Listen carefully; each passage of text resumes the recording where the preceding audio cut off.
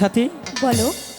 তোমার আর আমার এই পীড়িতের মাঝে কে দিল এই পীড়িতের বেড়া? ইস, প্রেমের মাঝে যদি বাধা না থাকে তাহলে সেই প্রেমের কোনো স্বাদ আছে? আর তুমি যদি খাঁটি প্রেমিক হও তাহলে ওই বেড়া ডিঙ্গিয়ে আসো। তাই হ্যাঁ, কে দিল পীড়িতের বেড়া? তাই বুঝি? রাবারের বাগানে